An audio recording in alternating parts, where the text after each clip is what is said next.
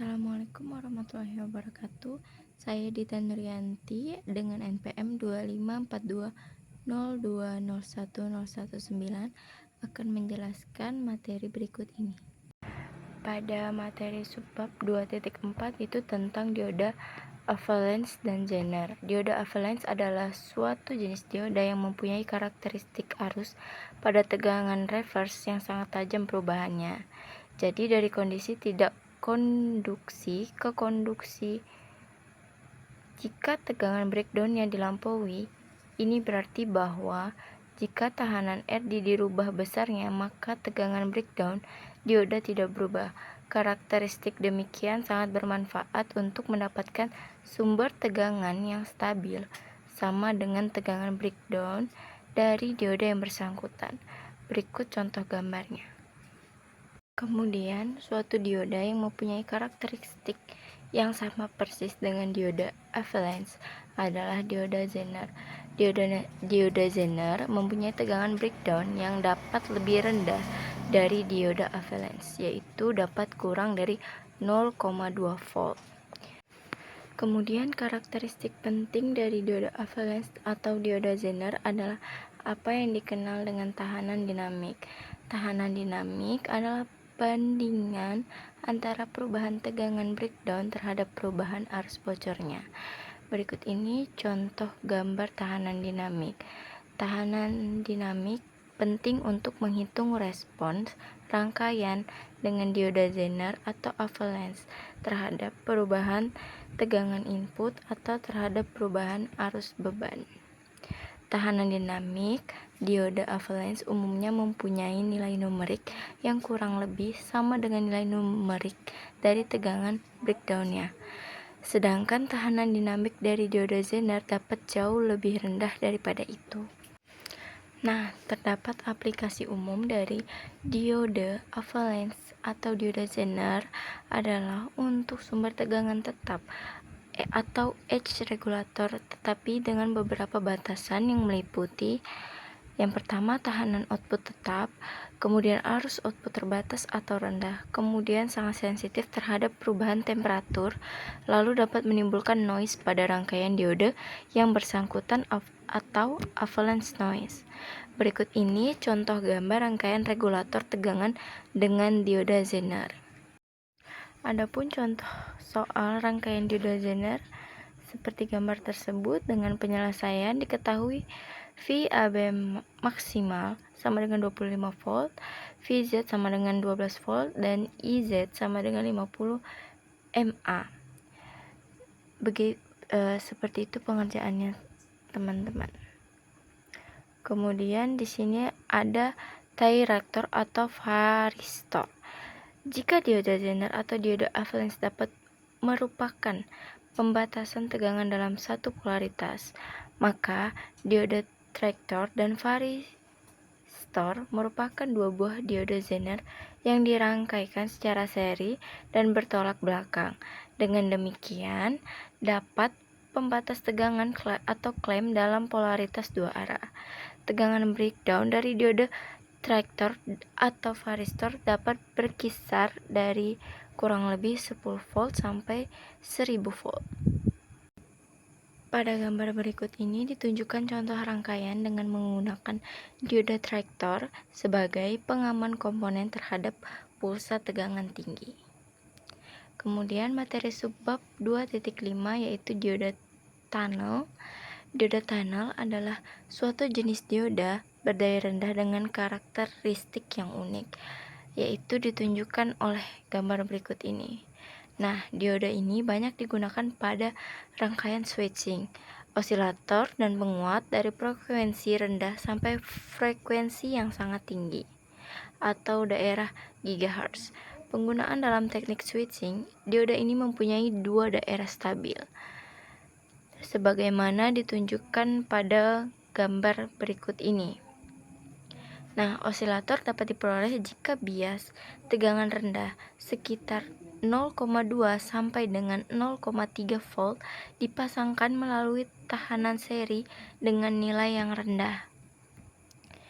Ini adalah Contoh rangkaian osilator sederhana dengan dioda tunnel. Yang pertama, gambar yang A itu menunjukkan rangkaian osilator sederhana dengan dioda tunnel. Lalu ini gambar yang kedua menunjukkan bentuk output osilator tunnel. Nah, osilasi akan terendam dengan cepat jika disipasi dari elemen resistif semakin besar, dan sebaliknya, jika terdapat elemen resistif yang negatif, osilasi akan mengembang. Dengan memberikan bias melalui rangkaian LC yang tepat, maka osilasi yang sempurna dapat diperoleh dan dapat pula dipilih nilai frekuensinya. Amplitude osilasi maksimum adalah dibatasi oleh nilai elemen resistif negatif dari tunnel, yaitu sekitar 0,1 sampai 0,4 volt. Kemudian ada pula tunnel rectifier atau dikenal pula sebagai back diode, adalah dioda tunnel dengan arus puncak yang sangat rendah, yakni hanya beberapa mikro saja. Umumnya digunakan untuk penyiaran sinyal level rendah 20 mV tegangan puncak. Berbeda dengan dioda penyiarah pada umumnya, pada dioda penyiarah tunnel, konduksi terjadi pada bias reverse, dan sebaliknya bias forward menyebabkan tidak konduksi. Dilanjutkan dengan materi 2.6, yaitu dioda varaktor. Varaktor adalah sejenis komponen dioda yang dibuat untuk mendapatkan variabel kapasitor sebagai fungsi dari tegangan. Perubahan kapasitansi yang dapat diperoleh dari varaktor adalah bergantung dari tipe dan bahan, tetapi berkisar dari beberapa pikofarad dan tidak lebih dari 1000 pikofarad dengan toleransi kurang lebih 10%. Radiokapasitansi maksimum minimum adalah berkisar dari 2:1 dan 20:1. Pemakaian pada umumnya misalnya untuk H variable osilator sebagai ditunjukkan pada gambar berikut ini. Gambar yang pertama yang A ini menunjukkan kurva karakteristik penyiarah tunnel. Kemudian gambar yang kedua B, detektor level tegangan rendah penyiarah tunnel 0 sampai 100 volt. Lalu gambar yang C, output dari detektor tegangan rendah.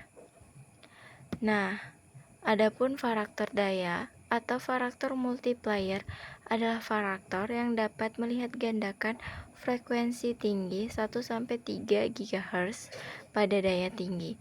Varaktor demikian biasanya untuk mempertinggi kemampuan penguat transistor pada frekuensi tinggi dan pada daya yang tinggi pula.